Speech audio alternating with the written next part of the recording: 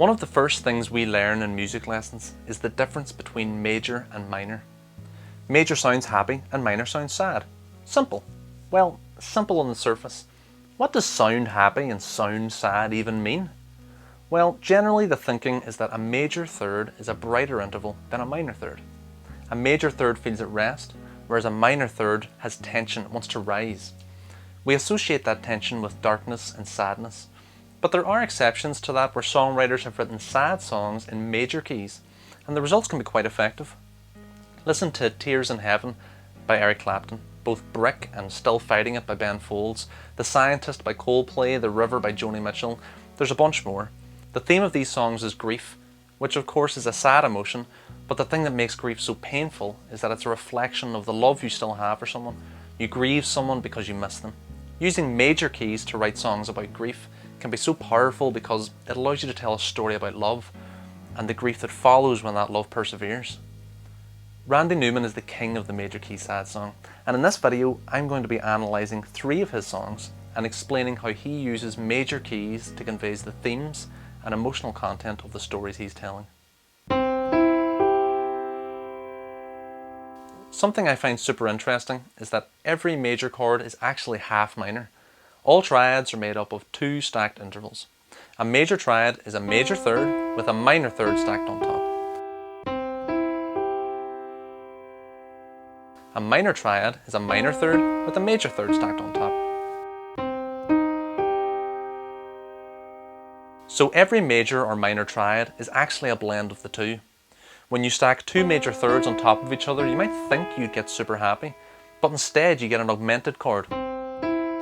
It's bright, but it's a little too bright, like having a light shined in your eyes. We need balance. If I stack 2 minor thirds on each other, we get a diminished chord. Again, it's more dissonant and extra dark, but it doesn't sound sad, it just sounds dark.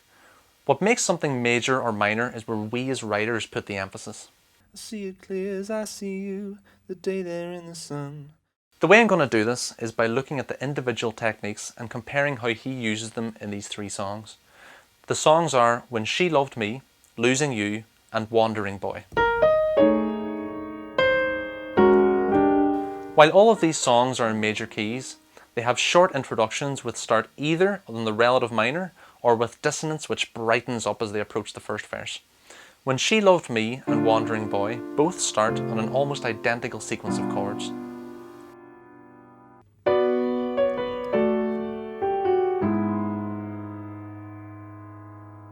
They differ from there on, as Wandering Boy has a very definite perfect cadence into the verse.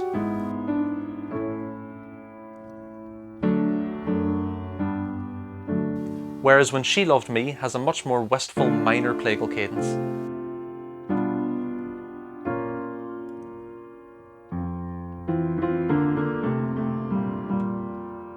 I'll come back to that minor plagal cadence later.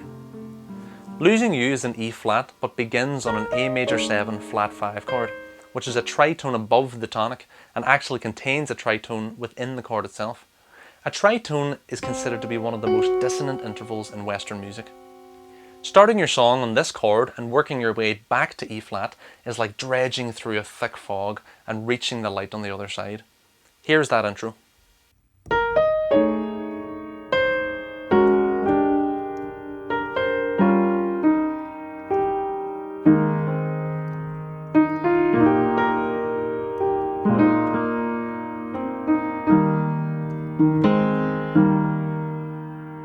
You can feel that darkness lifting as you progress through the sequence. The songs are instantly emotional, which is setting the scene for the stories to come. All 3 of the songs make use of inversions. Just by voicing your chord as an inversion, you can totally change how the chord feels.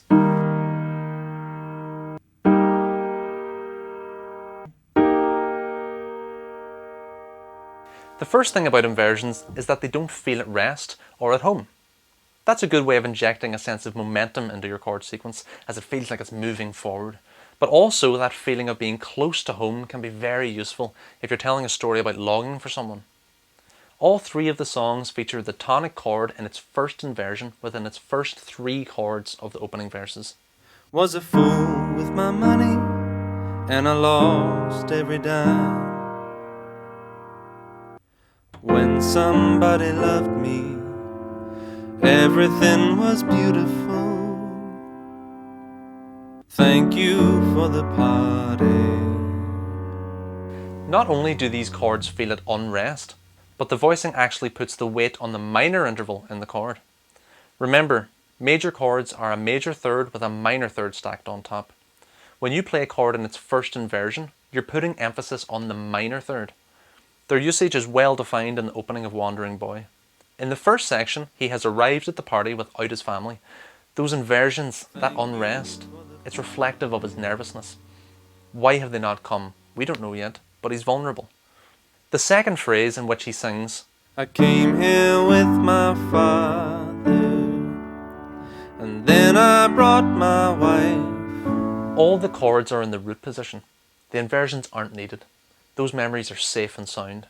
But as soon as he starts talking about his children, and specifically about his son, the inversions are back. 2 sons, a daughter, and the last baby boy. The little caboose we called him, the light of our light. And that's who I'm waiting for.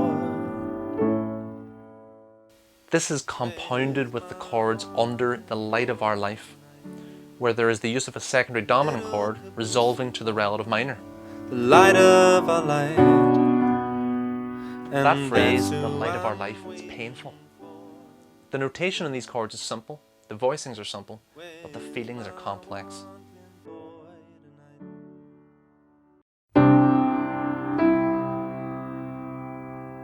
Similar to inversions, suspensions create the feeling of unrest, as suspensions always want to resolve.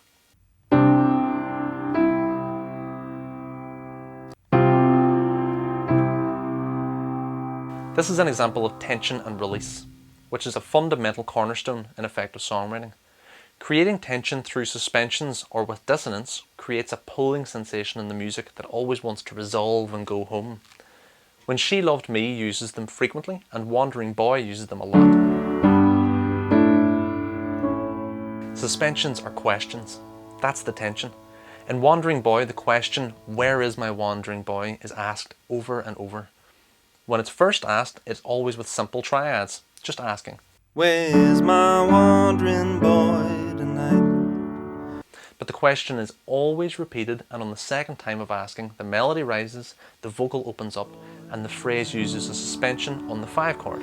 Where's my wandering boy? The suspension, in tandem with the performance and the melody, is desperately asking for help, an unanswered question.